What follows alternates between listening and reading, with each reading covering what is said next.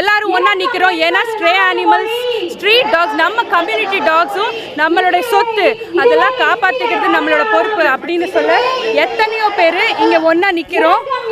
And நான் என்ன சொல்ல வரேன்னா, 100 குற்றவாளிகள் தப்பிச்சாலும் ஒரு இன்னோசென்ட்டுக்கு தண்டனை படக்கூடாது அப்படின்னு நம்புற நம்ம சட்டம் இது. இந்த சட்டம் வந்து எல்லாருக்கும் சமமா, அது நாய்களுக்கும் வந்து சமமா யோசிக்கணும்.